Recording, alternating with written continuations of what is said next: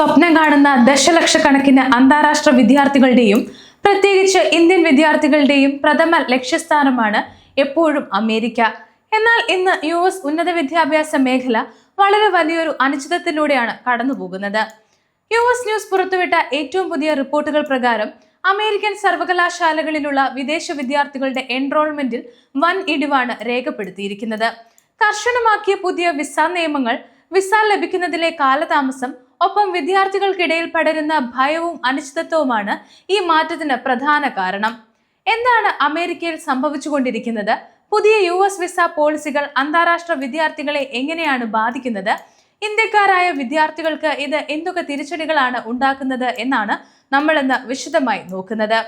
American ആഭ്യന്തര സുരക്ഷാ മന്ത്രാലയവും ഇമിഗ്രേഷൻ വിഭാഗവും നടപ്പിലാക്കുന്ന പുതിയ നിയന്ത്രണങ്ങൾ കാരണം രാജ്യത്തെ ഭൂരിഭാഗം സർവകലാശാലകളിലും ഇന്റർനാഷണൽ സ്റ്റുഡന്റ് അഡ്മിഷൻ കുത്തനെ കുറഞ്ഞിരിക്കുകയാണ്.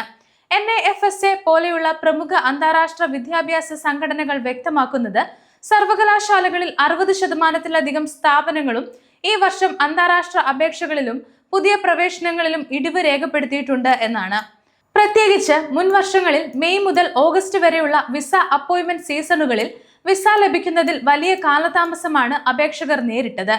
ഇന്ത്യയിൽ നിന്നുള്ള വിദ്യാർത്ഥികൾക്ക് ഡൽഹി, മുംബൈ തുടങ്ങിയ എംബസികളിൽ വിസ സ്ലോട്ടുകൾ ലഭിക്കാൻ മാസങ്ങളോളം കാത്തിരിക്കേണ്ടി വന്നു.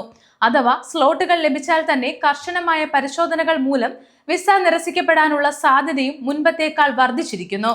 വിദ്യാർത്ഥികൾക്കിടയിൽ കടുത്ത ആശങ്ക സൃഷ്ടിച്ച ചില പ്രധാനപ്പെട്ട നിയമപരിഷ്കാരങ്ങളും ഈ ഇടിവിന് കാരണമായിട്ടുണ്ട് എന്ന് റിപ്പോർട്ടുകൾ പറയുന്നുണ്ട്. ആദ്യത്തേത് ഡ്യൂറേഷൻ ഓഫ് സ്റ്റേറ്റസ് റദ്ദാക്കലാണ്. മുൻപ് ഒരു വിദ്യാർത്ഥിക്ക് തങ്ങളുടെ കോഴ്സ് പൂർത്തിയാക്കുന്നത് വരെ അമേരിക്കയിൽ തുടരാമായിരുന്നു. എന്നാൽ പുതിയ നിയമം അനുസരിച്ച് വിസ അഡ്മിഷന് പരമാവധി 4 വർഷം അല്ലെങ്കിൽ കോഴ്സിന്റെ കൃത്യമായ കാലാവധി എന്ന നിശ്ചിത പരിധി കൊണ്ടുവന്നു. കോഴ്സ് നീണ്ടുപോയാൽ ഫെഡറൽ ഗവൺമെന്റിൽ നിന്ന് നേരിട്ട് എക്സ്റ്റൻഷൻ എടുക്കണം. അടുത്തത് പോസ്റ്റ് സ്റ്റഡി ഗ്രേസ് പീരീഡ് കുറച്ചു എന്നതാണ്. പഠനം പൂർത്തിയാക്കിയ ശേഷം തുടർന്ന് പഠിക്കാനോ ജോലി കണ്ടെത്താനോ അല്ലെങ്കിൽ രാജ്യം വിടാനോ വിദ്യാർത്ഥികൾക്ക് ലഭിച്ചിരുന്ന 60 ദിവസത്തെ ഗ്രേസ് പീരീഡ് വെട്ടിക്കുറച്ച് 30 ദിവസമാക്കി മാറ്റി. അടുത്തത് ശക്തമായ വിസ സ്ക്രീനിങ്ങും ബാക്ക്ഗ്രൗണ്ട് ചെക്കുമാണ്.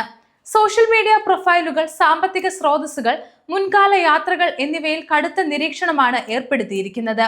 അടുത്തത് OPTയും തൊഴിൽ സാധ്യതകളിലെ അനിശ്ചിതത്വവുമാണ്. പഠനശേഷം ലഭിക്കുന്ന OPT, STEM OPT അവസരങ്ങളും പ്രോസസ്സിംഗ് വൈകിപ്പിക്കുന്നതും H-1B വിസ ചട്ടങ്ങൾ കടുപ്പിച്ചതും വിദ്യാർത്ഥികൾക്ക് അമേരിക്കയിൽ ജോലി നേടുന്നത് മുൻപത്തേക്കാൾ കഠിനമാക്കി മാറ്റിയിരിക്കുന്നു. ഈ നിയമമാറ്റങ്ങൾ 2 പ്രധാന തരത്തിലുള്ള വലിയ മാറ്റങ്ങൾക്കാണ് വഴിതെളിക്കുന്നത് എന്നാണ് റിപ്പോർട്ടുകൾ.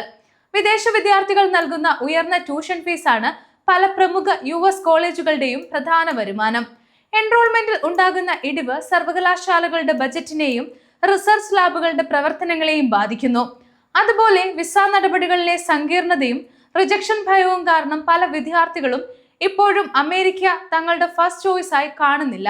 UK, കാനഡ, ജർമ്മനി, അയർലൻഡ് തുടങ്ങിയ സൗഹൃദപരമായ ഇമിഗ്രേഷൻ നയങ്ങളുള്ള രാജ്യങ്ങളിലേക്ക് വിദ്യാർത്ഥികൾ തങ്ങളുടെ ശ്രദ്ധ മാറ്റുകയാണ് ഇപ്പോൾ.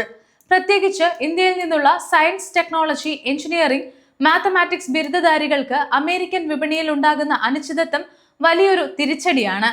വിസ ചട്ടങ്ങളിലെ പെട്ടെന്നുള്ള മാറ്റങ്ങളും അതിലൂടെ ഉണ്ടായ ഭീതിയുമാണ് അമേരിക്കയിലുള്ള അന്താരാഷ്ട്ര വിദ്യാർത്ഥികളുടെ ഒഴുക്ക് കുറച്ചത്.